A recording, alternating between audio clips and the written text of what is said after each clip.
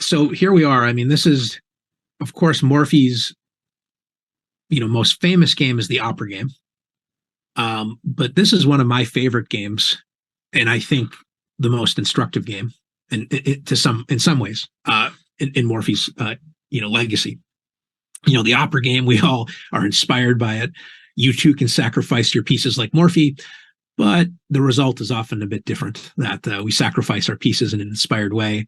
We can't find the decisive follow-up, and then we just lose because we're down, a queen and a rook. But this is a game that, there's going to be some tactical fireworks, and even Morphy didn't handle them perfectly. But I think the opening and his treatment of the middle game is quite instructive. So if we think about Morphy as a good teacher for developing players regarding prioritizing development, playing as actively as possible, this is a wonderful model game. If we don't get, lost in the details, we should embrace sort of the essence, the spirit, the flow of his play. It's quite inspiring. So we see the four knights, and after bishop b5, bishop to b4, a symmetrical sort of approach, or a move that Rubinstein played, and I think Korchnoi also employed, was this knight d4. These are the modern moves. But so Morphy decided to not play one of these modern moves, but plays bishop c5, natural development. And this is a really good opportunity to think about the position a bit more, which is, okay, Paulsen just played bishop b5. He's attacking the knight, which is defending the e5 pawn. So it's always important to understand, when you play over these games, why didn't white win material after bishop takes c6? Does this win material? And it's important to capture with the d pawn, which opens up the queen. And after knight takes e5, there's a really nice combination here where Morphy, I'm sure, would have played bishop f2, attacking the enemy king, with the idea that once the king captures the bishop, this is only a temporary sacrifice, as we're quite happy that we captured with the d pawn, not only just to open up our light squared bishop, a good positional point, we've also opened the d file for the queen, allowing this nice double attack. So black regains material, and white's king is going to be stuck in the center. So this is not a good choice. So after the move bishop c5, this explains why Paulsen first castled. And now it looks like bishop takes c6 is on the menu here, because there's no bishop f2 trick, as we mentioned earlier. Morphy wasn't worried. He sacrifices a pawn now. Again, prioritizing development, playing as rapidly and actively as possible with his mobilization of forces. And after knight takes e5, we run into kind of a funny moment. Well, wait a minute. I thought he was going to play bishop takes c6, remove the guard, and only then play knight e5. Why would Paulsen play knight e5 immediately? Well, the answer is, if knight takes e5 is played, which is sort of the modern treatment for black, by the way, is to enter this line and play knight takes e5. White has what's called the center knight fork trick. And the center knight fork trick is all about removing black's central grip, the e5 pawn, attracting this enemy knight here, and then delivering a fork. And what's really cool about this position is after bishop d6, rather than sort of anxiously like, I need to recapture this piece right away, there's this move f4, which is beautiful. And the idea is that, the knight can move away, but now I have this pawn armada that's going to advance forward and fork the bishop and knight. So one line is knight c6, e5, and then either bishop b4 or bishop e7. And it's a really crazy game, but just wanted to mention that there's still echoes of Morphy's opening play that we can see today. And this is one of those lines where, black can allow this center knight fork trick and embrace these complications. And it's interesting play. But after knight takes e5, black has castled. Okay, so so after knight takes e5, instead of entering the center knight fork trick variation, Morphy just plays rook e8. After Morphy plays rook e8, this is such a difficult moment for white because white is up a pawn, and he plays a move that feels so natural. I'm up a pawn. I'm going to capture this knight and remain up a pawn, right? And we're going to see Paulson has a nice little trick in the main variation. What is so difficult here is when you're facing an energetic attacking player who gambits material, a key resource when facing such a fire-breathing player is by having extra material, you also have the opportunity to return that material. So it turns out, instead of knight takes c6, this would have been a wonderful opportunity for Paulson to play knight f3, returning the pawn if black is willing to take it, which black should. Otherwise, black is just down a pawn without any clear compensation. So after knight takes e4, we see some exchanges in the center. And now white can play d3, gaining a tempo against the rook, with the idea that once the rook retreats, then you can play d4, gaining a tempo against the bishop. And, now after moving the d pawn, the dark squared bishop has a number of active squares to consider. White has good control in the center and overall is doing quite well. So this is an example where if Paulson would have just returned the pawn and focused on natural and strong development, this legendary game wouldn't have existed. Maybe something else interesting would have happened, but not the incredible fireworks we're about to enjoy. So this is an example where, again, being put under serious pressure, it's difficult. I can't say with the clock ticking because back then they didn't have clocks in these competitive games, but under the pressure of, competing in a tournament game, it's not easy, to make this decision with Morphy sitting across the table. On the other hand, as we analyze it, we can learn quite a bit and remind ourselves we don't always have to hold on to extra material. We can often return it and transition it into something more healthy, as would have been the case here. Instead of returning the material with knight f3, Paulson played a move that I think a lot of us can relate to. He just captured the knight and said, okay, I'm up a pawn.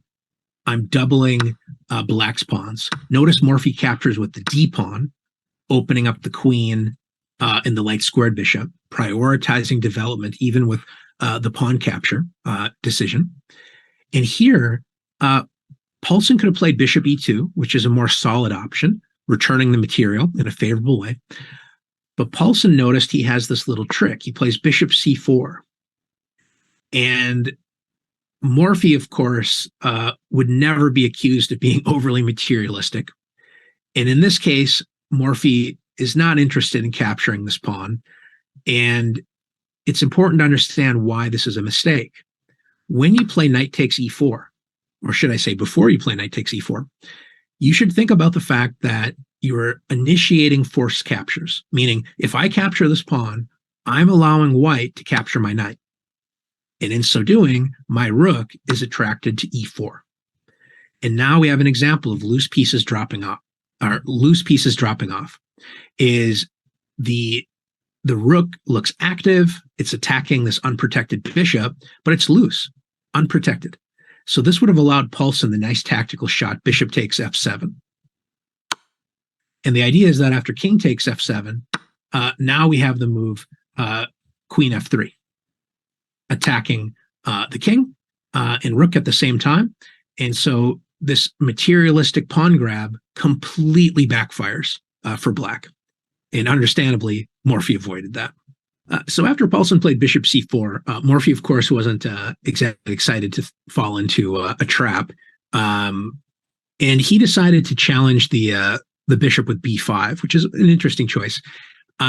It's worth mentioning that here, Morphy's active development could actually pay off quite quickly. And one thing to remember is that when you castle, having a knight on f3 or f6 is quite useful in defending your king side, especially because the h-pawn, h2 or h7, can become rather tender once you've castled. You can think of the h-pawn as almost being the new f7 pawn or f2 pawn in the beginning of the game, where it can be a target. Well, here Morphy missed a really energetic shot with knight g4. And it looks a little bit premature, because you're placing pressure on this pawn on f2. Okay, fine. But the concern is that, are you really wanting to trade your knight and bishop for a rook and a pawn?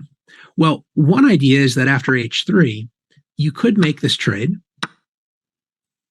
like so, and you don't have to decide whether or not you are happy with giving up your knight and bishop in exchange for a pawn and a rook, because once again, we see that familiar theme: loose pieces drop off. There's an exposed king, so there's this nice double attack. Queen d4, attacking the king and bishop. Okay, so that's the first point. Now, the second point, though, that this feels a little premature, is it feels like it walks right into a move like, say, d4, where black is trying, or white, excuse me, is trying to trade queens. If we play queen takes d4, for example, and try to open up the bishop at the same time. But what's really cool about this position is that black can play queen d6. Do I need to react? That powerful question that we should always ask. My bishop's hanging. Do I need to react? And Morphy could develop another piece, threaten mate, and provoke the move e5 to, obviously defend against mate.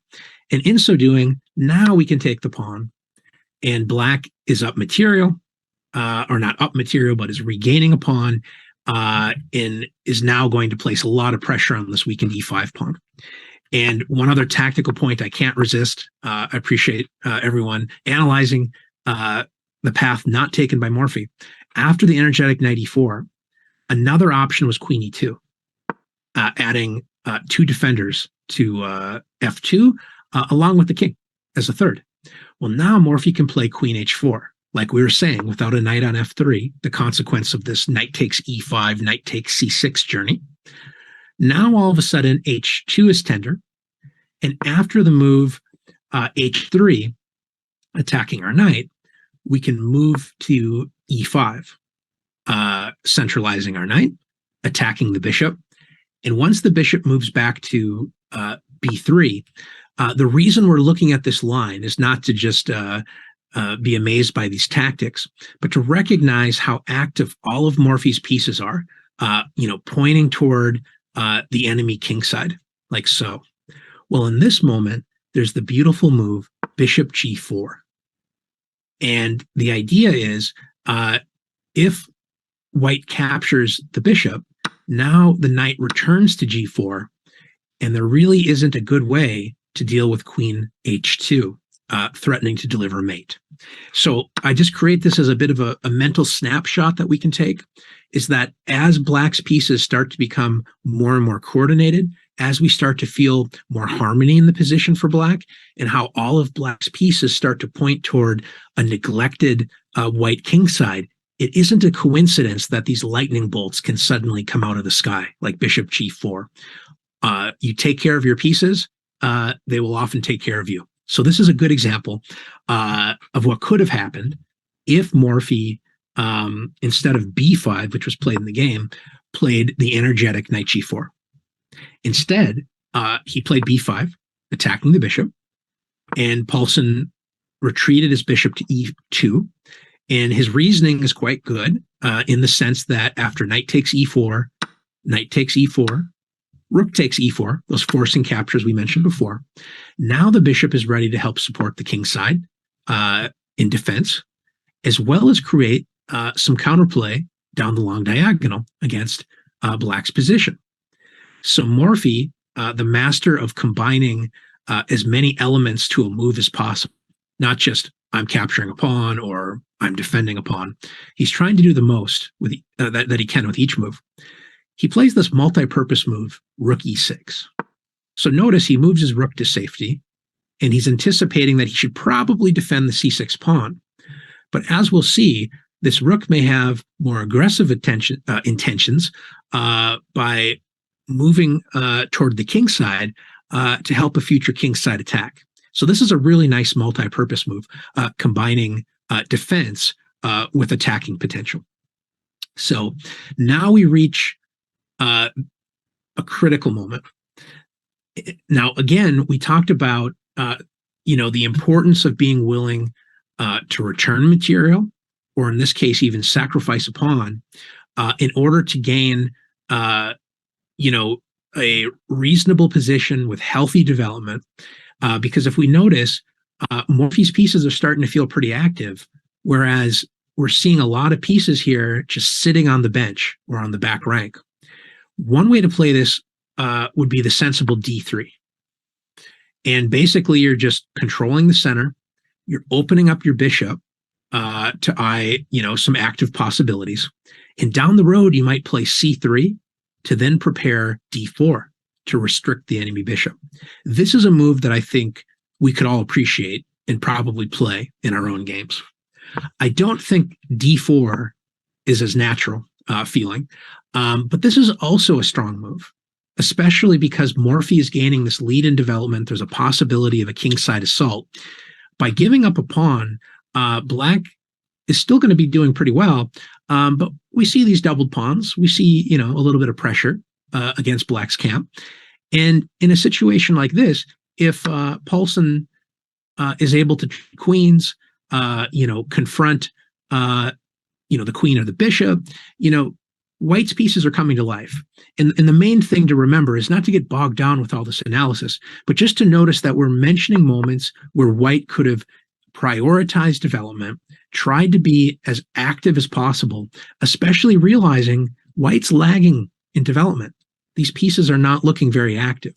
So that's one of the disconnects it feels between Morphy and some of his opponents, is that Morphy was always so conscious, so inspired, to always play as energetically as possible, to develop rapidly and effectively. And his opponents would often just seem to have this hesitancy. Well, there's no rush. I might spend 3 hours on a single move. Each move maybe it's not that important, even though I'm spending 3 hours on it.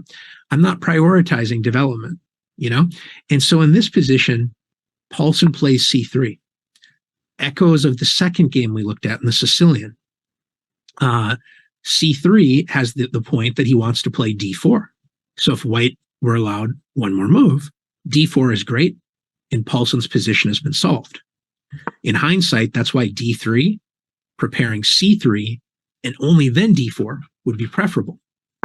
Why is that so? After c3, it's always important when we're playing our games to say, what does my opponent want? If they had another move, what would they play? Well, they'd play d4. But before we panic, we should also think about the drawback to this move c3.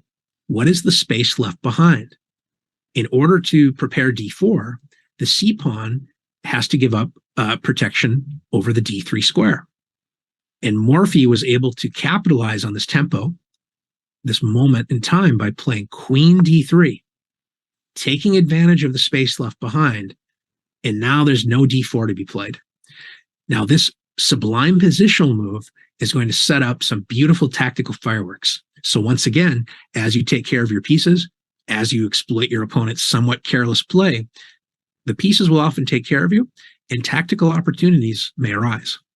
Now, in this sort of position, if I'm looking at it as White and things are feeling a bit desperate, and I don't think Paulson necessarily fully sensed the urgency here, this would have been a good opportunity to try to trade some of Morphy's active pieces with a move like rook e1. Of course, the rook isn't going to avoid this trade and allow rook e8. I mean, that feels pretty problematic, to say the least. And if he's able to make the trade, like rook takes and queen takes, then the queen can shuffle to f1 and offer an exchange of queens. And that's sort of the idea here, is recognize Black has taken over the initiative. Black's pieces are becoming incredibly active. So when you're in a passive position, when you're being attacked, try to eliminate some of the opponent's active pieces. A move like rook e1, and if the rook's not on the e file, a move like queen e2 comes to mind. But instead, Paulson lashes out with b4. Go back to that second game we analyzed. Really good to review that, where Morphy had a bishop on d6, in this case, a queen planted on the weak d3 square. And Paulson tries to lash out.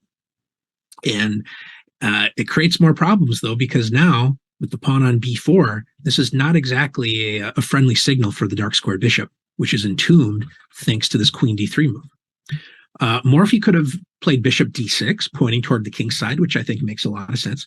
He decided to move his bishop to b6, maintaining pressure against the enemy king. And after the move a4, Paulsen's threatening to trap the bishop. Morphy captures.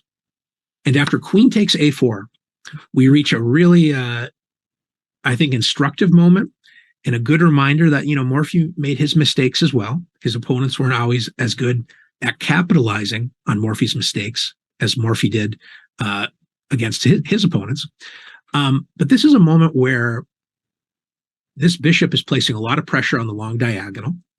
One idea would be to play bishop b7, defend this pawn that's being attacked twice. And although the bishop isn't exactly thrilled to be on b7, it does facilitate the development of the rook. So then Morphy would have two active rooks on the e-file. And as we'll see, there might be some interesting tactical potential once you double the rooks there. Instead, Morphy decided to play the move bishop to d7, which is as natural as it also is inaccurate.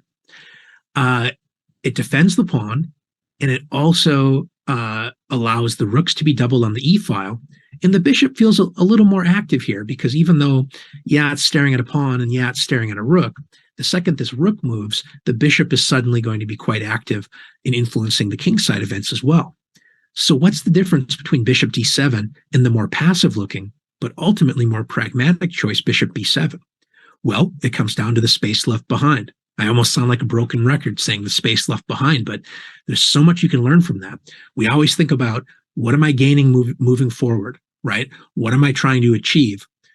We often overlook what we're leaving behind, right? The drawback. In order to get squares, you have to give squares. And in this case, we're giving up the a6 square. So Morphy allowed Paulsen one chance here to play queen a6. And unfortunately for Paulsen, he didn't see this move in time.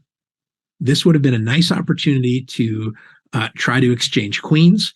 And if the queen refuses to trade, say moves to g6, then we can liberate our bishop, grab central space, and make this dark squared bishop a little bit restricted, giving Paul a taste of his own medicine, so to speak. Well, that's not the easiest move to find, and Paulsen didn't see it. He played this rather mysterious rook move, which can be explained, I guess, in two ways. Maybe he was thinking of queen c2 to force the queen to move, or trade queens. And if the queen moves away, then play d4, which is what I think he was probably considering.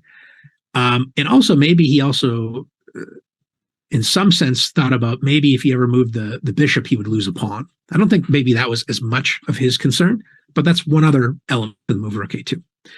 So now Morphy plays the move rook a to e8. And this is amazing. I say amazing because he's making a natural move, completing development. The rooks are doubled. But as we noted earlier, as Black's position feels more and more active, harmony is being achieved with Black's pieces, oftentimes tactics show up. So if, for example, Paulsen played queen c2, which is probably his initial intention, now there's this beautiful tactical shot, queen f1, forcing the king to accept this not so generous queen sacrifice, followed by mate. So this was a stunning idea just beneath the surface.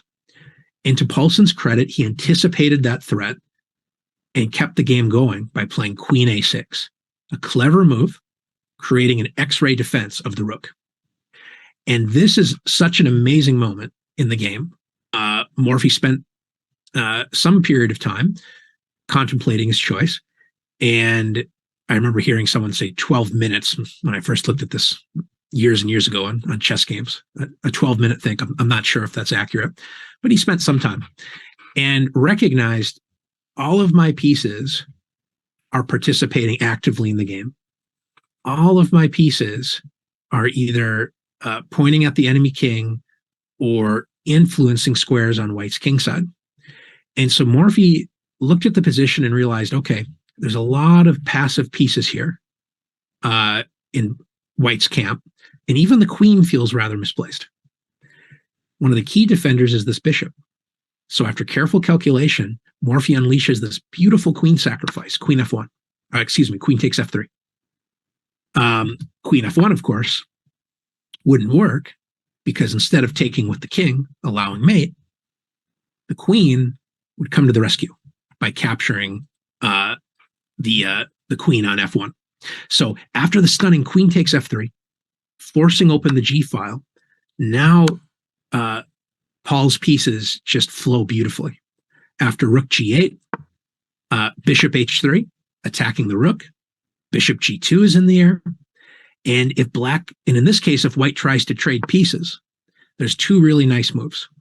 There's rook g1, forcing the king to g1. And then after rook e1 check, the queen would be forced to block, allowing a mate. And I have to show you this beautiful move, bishop g2, sacrificing the bishop, but removing the rook's defense of e1, allowing rook e1. Black, of course, allows white to block, and then delivers this beautiful mate.